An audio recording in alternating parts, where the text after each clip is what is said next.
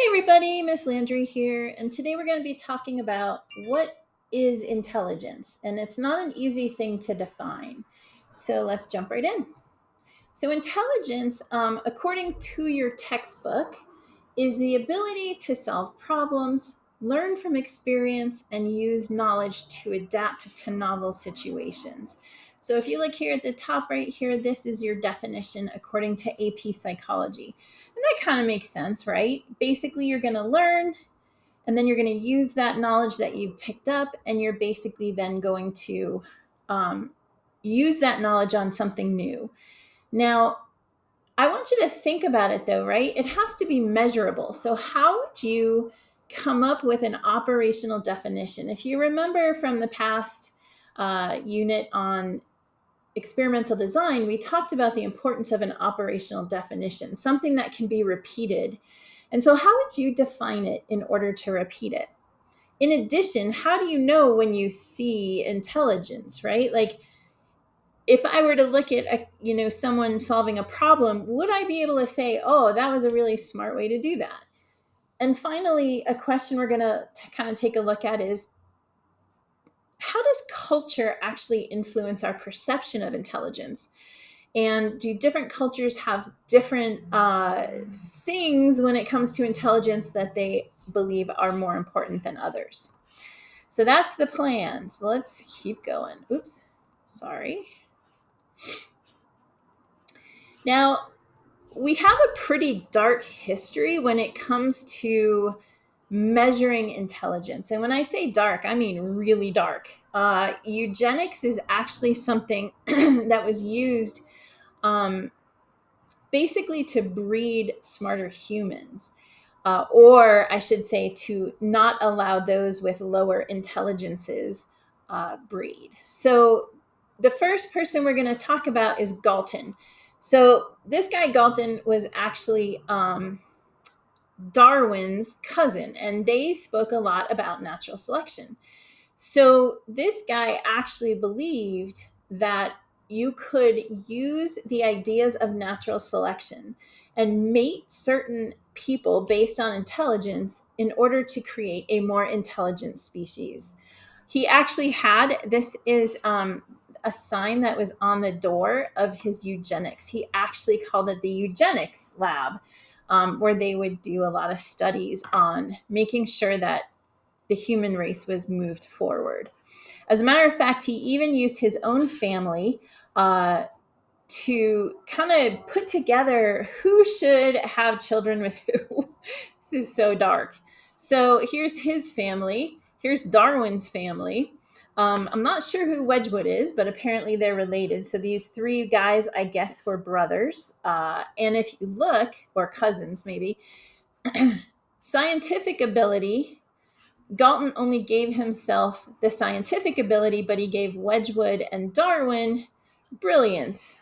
And then you can look through how he actually identified his family members and what are called other normal children. It's just crazy.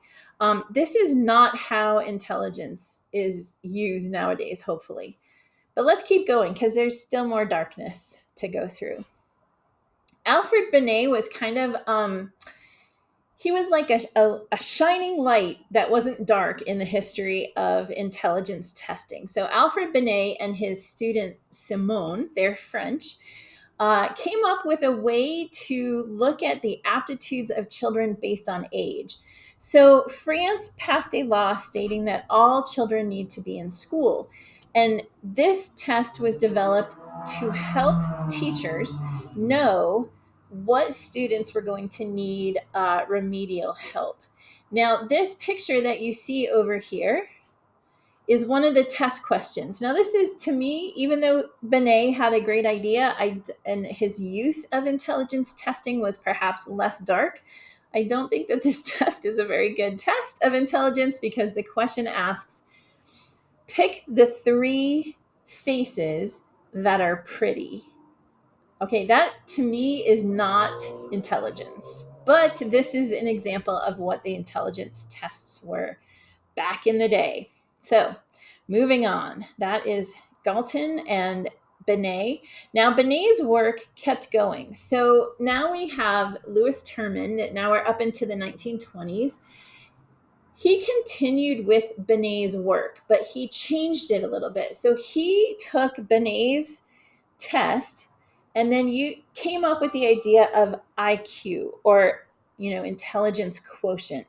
And this was basically taking the mental age of someone. Let me get a different color because you can't see that. The mental age, dividing it by the physical age, and then multiplying it by 100. So Binet's test is what would give him their mental age. And then the bottom number was how old they were physically. If you scored above 100, you were above average. Below 100, you were below average. Now, I can tell you, this is really important, this note down here. Binet would not have wanted his work to be used this way. He never intended for his test to be used to rank children or to decide these kids are smarter than these kids. He really was only using it to see how he could support kids entering academics. Now, Terman, again, had more darkness. He was an absolute believer in eugenics. And he was a member of this thing called the Human Betterment Foundation, which force sterilized those that they deemed mentally unfit so that their genes would not be passed on. Now, he also had a group of kids. So he had teachers basically suggest students that they felt were over and above in terms of an intelligence, and he followed them for their entire lives. They were ended up being called Terman's termites. I don't know if I'd want to be on that list. He basically found that those with higher IQs tended to be more successful. They tended to have better relationships. But here's something that's kind of interesting.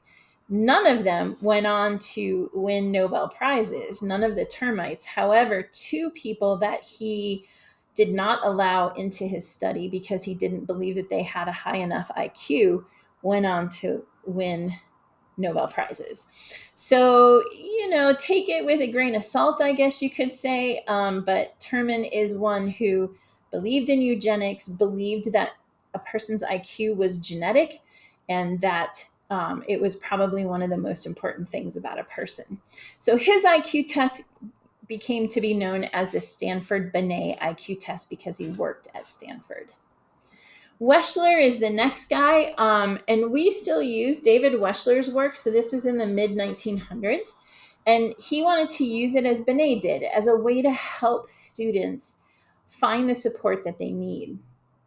So his test has been changed a little bit, but we still call it the Wechsler Adult Intelligence Scale. It's WAIS, or WAIS.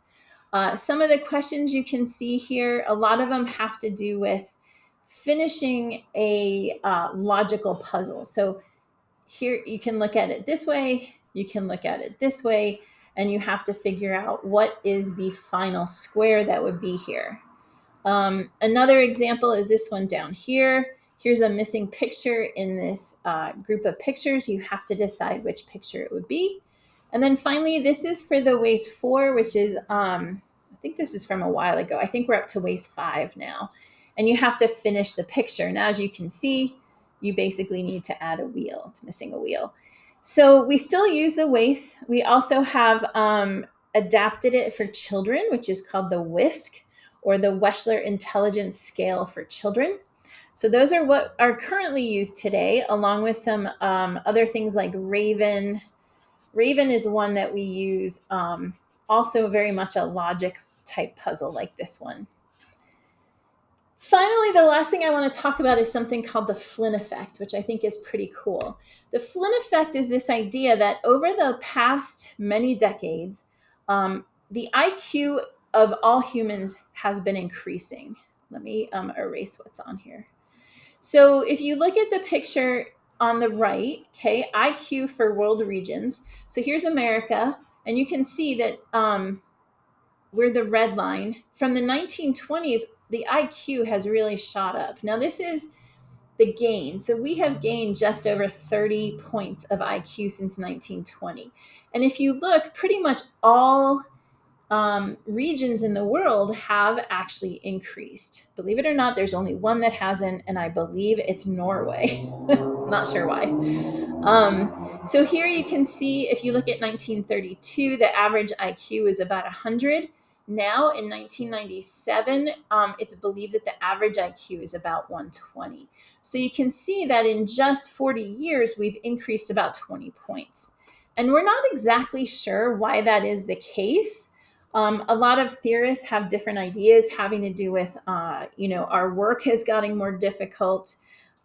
We're no longer just farming. Now we're actually doing more cognitive type problems. And so that can be the reason why. So that's it for this video. Hope you guys liked it. Have a great day. Bye.